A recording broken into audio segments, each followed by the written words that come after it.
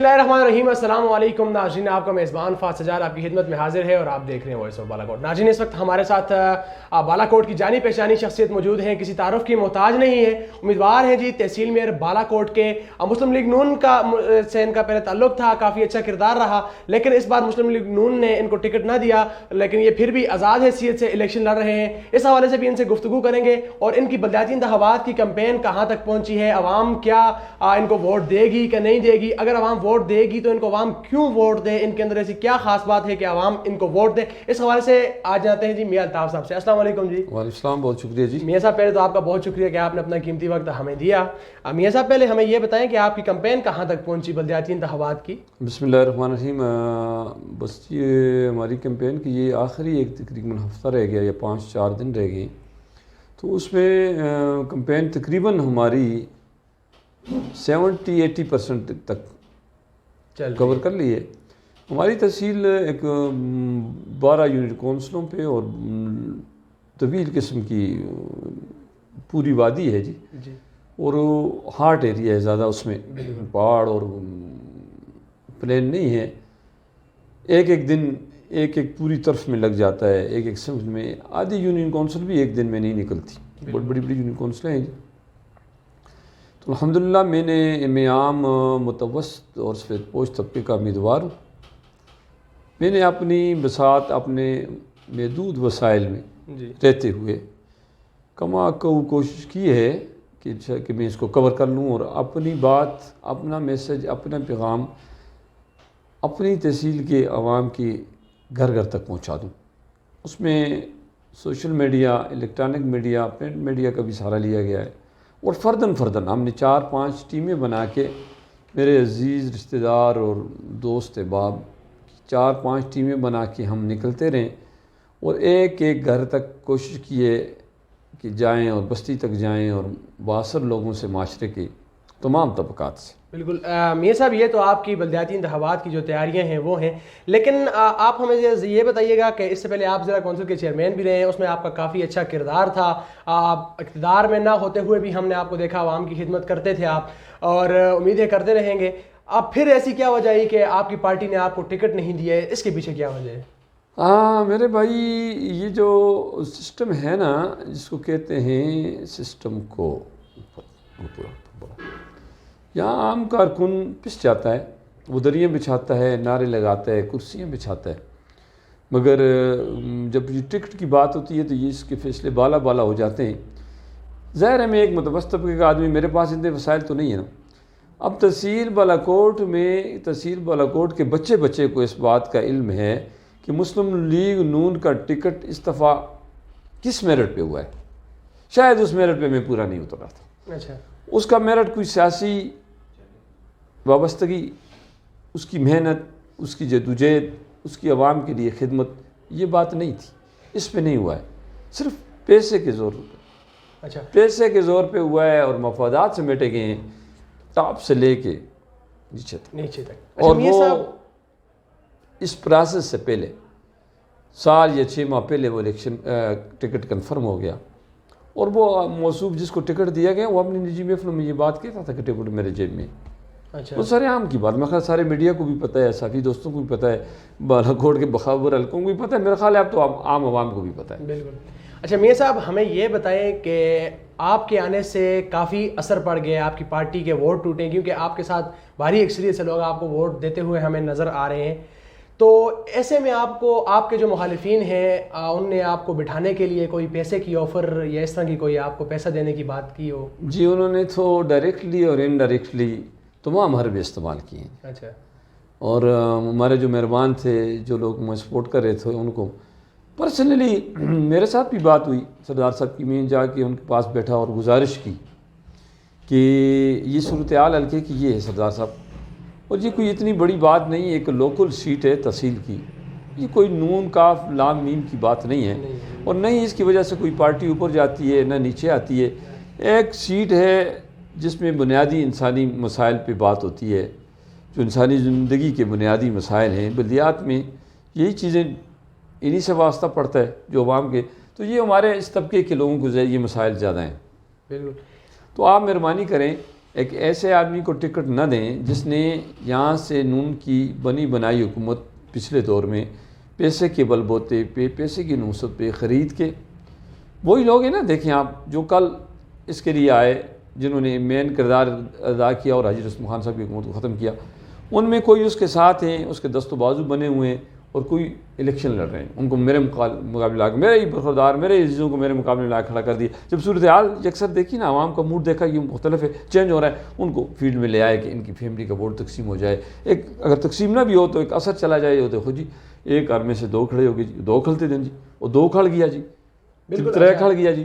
میاں صاحب اس ٹرینڈ کے یہ لیے تو لے کے آئے آپ کی الیکشن کی نا، لیکن آپ کے اکثر پینافلیکس پر سردار محمد یوسف صاحب کا فوٹو دیکھا جاتا ہے، میاں ولی الرحمان صاحب کا دیکھا جاتا ہے، حالانکہ انہوں نے آپ کو ٹکٹ نہیں دیے، پھر میاں زیب الرحمان صاحب کہہ رہے ہیں کہ ہمارے والد صاحب کی فوٹو کا استعمال کیا جا رہا ہے، تو اس کو آپ کس نظر سے دیکھتے ہیں؟ آپ کیا کہتے ہیں ان کا سردار صاحب کا فوٹو اپنے پینافلیکس میں استعمال کرنا اور عوام آپ کو کہتی ہے کہ ایسا نہ کریں، یا وہ جو کینڈیڈیٹ کہتے ہیں، مخالفین کہتے ہیں، اس حوالے سے آپ کی کیا رائے ہے؟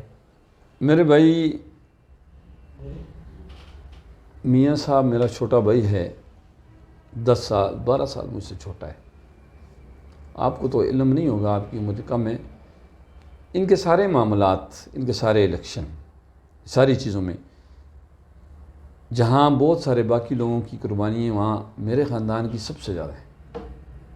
میرا عزیز تھا، میرے گھر کی بات تھی، وہ اس پہ احسان نہیں چڑھتے۔ اس نے جو حرکتیں کیں اس وقت سے لے کے آج تک، ہم ان کی وضاحتیں آج تک کر رہے ہیں۔ اور پہلی بات یہ ہے کہ شخصیات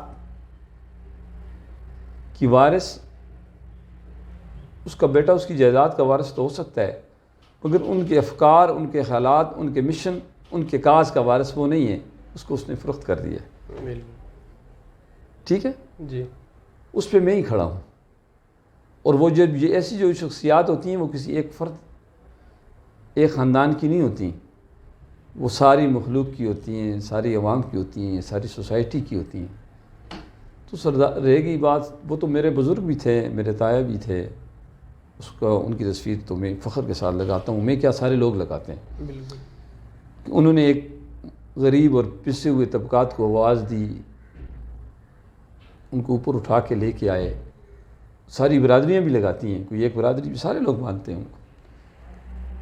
خود موصوف کی تصویر ہم نے نہیں لگائی، تو نہ میرا خیال ہے کبھی کوئی لگائے گا، اور نہ ہی ان کی 2-3 حرکتوں کی وجہ سے تاریخ ان کو اس قابل سمجھے گی کہ اس کی تصویر لگا کے کوئی فخر کرے گا۔ بالکل، پہلے سب سے جیلی ڈگری لے کے آئے 5 سال، بالکل، اور یہ ہماری، یقین کریں، ہماری قوم، بالکل، برادری جیلی اور ڈگری والا مسئلہ بھی کافی چڑھا تھا۔ پی ایف جو 30 اور ضلع مانسہرہ کی عوام ہیں، یہ بڑے عظیم لوگ ہیں۔ انہوں نے تو پہلے تو اس سے پوچھتے نا کہ موصوف سے کہ تم نے 5 سال جھوٹ بولتے رہے، یار سٹیج سے کرتے رہے، تمہیں پتہ تھا کہ تمہاری ڈگری جیلی ہے نا، تو تمہیں 5 سال گزر گئے تھے، تو تمہیں دوبارہ الیکشن لڑنے کی کیا ضرورت تھی؟ تم اس کو چھیڑ دیتے، اور تمہارے خلاف ایک سپریم کورٹ میں کیس بھی چل رہا ہے۔ اور وہ اس جھوٹ کا، اور جو لوگوں کو اندھیرے میں رکھا گیا، اور اس کی معافی مانگنی چاہیے اس کو پہلے، سب سے پہلے۔ کیوں کہ آج تک پہلے ہم اس کی وضاحتیں کرتے رہے، لوگ کہتے رہے، ایک گدی نشین بھی ہے نا، ایک بڑا خاندان ہے نا، اس کے اوپر بدنما داغ ہے یہ۔ اور مجھے کہتا ہے آج کہ میں یہ باتیں نہیں کرنا چاہتا کسی اسٹیج سے، مگر انہوں نے ابتدا کر دی، اس کا جواب دینا ضروری ہے، کہ اس کو بتانا ہے کہ بھائی، میرے پیارے بھائی، میرے برخوردار، یہ باتیں اس طرح نہیں ہیں، تمہارے دفعہ ہم آج تک کر رہے ہیں کہ یہ جی ڈیلی ڈگری نو ہو گئی، اینو نہیں تھی، اینو نہیں تھی، اینو تھی۔ وہ سپریم کورٹ آف پاکستان کی رولنگ موجود ہے، وہ سارے میڈیا پہ چلی اور ساری دنیا نے سنی، اور یہ خاندان ہے کہ نواز شریف پورے صغیر میں اس کے جانے والے ہیں، اور اس کی وضاحتیں ہوئی، اور کتنی ہمیں سب کی اختیار کرنی پڑی ہوگی، آپ اس کا تصور بھی نہیں کر سکتے۔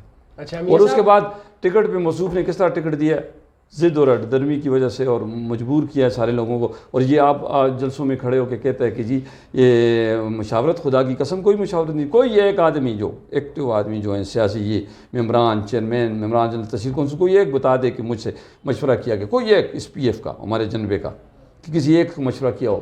ڈکٹیٹرشپ ہے، اور اوپر سے جا کے ضد اور ہٹ درمی کی وجہ سے دے دیا، اور سردار صاحب کو اور سارے لوگوں کو مجبور کر دیا، اور اب تو کسی کے پاؤں پہ ٹوپیاں پھینکتے ہیں، کسی کو فون کرتا ہے، کسی کو کیا کہتا ہے، اور جی میاں صاحب کی قبر نہ ریو، اور قبر تو تم نے شرما دی ہے، اور تمہیں شرم ہی نہیں آتی یہ باتیں کرتے ہوئے، اور جلسے عام میں کھڑے ہو کے باتیں کرتے ہو۔ ہم نے تو یہ چیزیں چھیڑی ہی نہیں ہیں، ہم اس ٹاپک پہ گئے ہی نہیں ہیں۔ اور میری تاریخ دیکھ لیں برخوردار، ہم نے یہاں پہ الیکشن لڑا ہے، میں نے کبھی کسی مخالف کو، کسی آدمی کو، کسی نے زیادتی بھی کی ہے اس کو جواب نہیں دیا، کوئی بات نہیں، اخوت اور محبت اور پیار کا درس دیا ہے نا، یہ اسی لیے ساری برادریاں میرے ساتھ ہیں نا، سب کو لے کے چلیں، ان کو رسپیکٹ دیے، سب کو ساتھ لے کے چلیں، اپنے گلے سے سب کو لگائے، تو بلا تفریق خدمت کی ہے جو میرے بس میں تھی۔